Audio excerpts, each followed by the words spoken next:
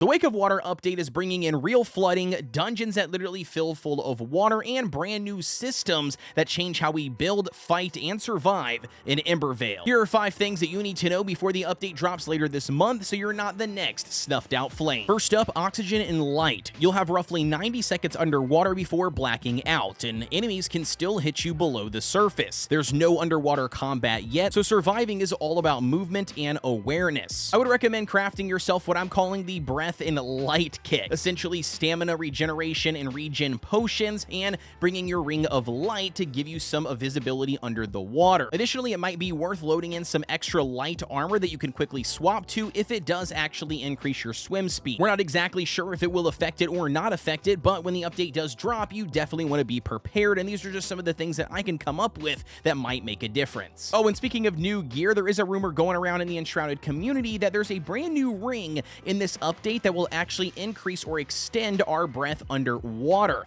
This is going to be a huge one that every player wants and is going to need. If I do find out that this is true, I'll be sure to do a follow-up video going over a guide on how exactly to get this, because again, you don't want to go without it. And the next big one brings us to flood control in bases. In this update, we actually have 2 different types of water. We're going to have static and dynamic. Water is going to be really good for filling up a pond or making a pool, right? It will fill, but it does not flow.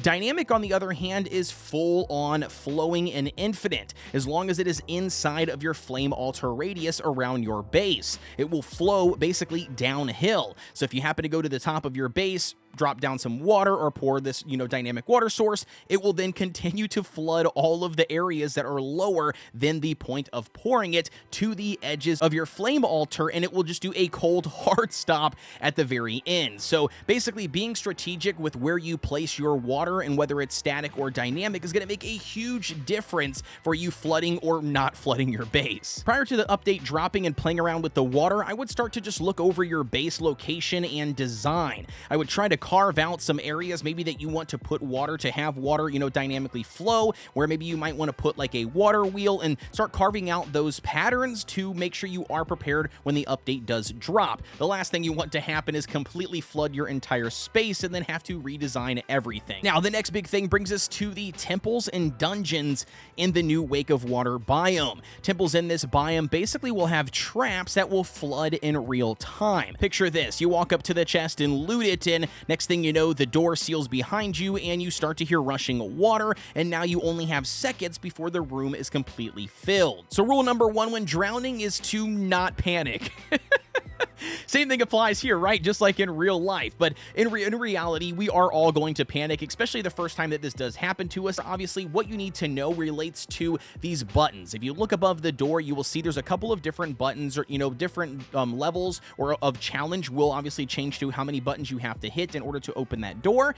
But again, just like with everything else, like the shrines and temples and dungeons that we have in Enshrouded, you got to just find these buttons and press them. The only difference is this time you will be actually submerged underwater and swimming for a majority of them. Make sure you guys are just, again, taking and utilizing your air spaces when you have a chance, coming up, going back down, and then looking to find those buttons so then you can relieve and open the door. Again, unfortunately, you're probably going to die a couple of times to these until you get better at scouting out these buttons. And also, from what I've seen, it doesn't look like we're going to be battling or fighting enemies under the water when we're trying to find these buttons. It looks like they're playing more so on just the panic of drowning and filling full of water prior to you solving the puzzle to get the door open. And speaking on enemies, that's a good segue into another thing to know, and that is, in this water update, you cannot fight underwater, at least not at the time of its release. However, though, enemies can still attack you underwater, and they will even chase you into the shallows. From what I've gathered, the smart play looks to be more of like bows, ranged,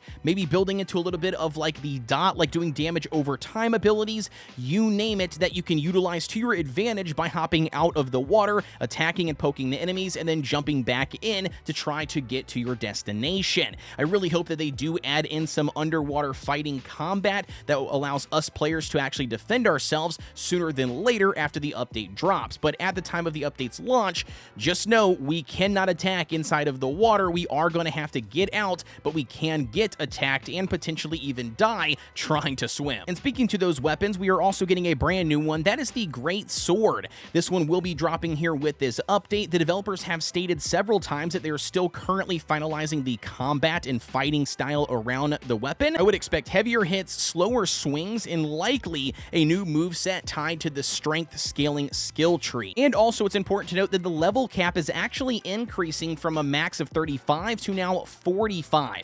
And the new hallowed halls here for the water update that will be dropping with this new update at the same time is not going to be easy. If you guys are not currently max level 35 or even close, you need to get grinding now if you want to experience the new content on day one. And casting into another big thing you need to know, literally, that brings us to the new Fisherman NPC. There's going to be a brand new Fisherman NPC launching with this update that obviously we're going to have to unlock through some quests, but they themselves will provide us quests related to fishing, kind of know a little bit more about their backstory. On top of that, there will be select random locations around the world that will be better spawns for specific fish. So it's going to be really crucial to find out which ones, you know, that you're looking for your recipe to just strategically farm those areas. And also, one really cool thing about this is you'll actually be able to not only catch this fish and use it for recipes, but you're also going to be able to catch those fish and bring them back to your own pond at your base. So there you go, all the koi fish lovers out there. You guys will have your own private little koi fish pond. Additionally, it's been said there will be different fishing poles. I'm not exactly sure how we'll acquire them at this point, but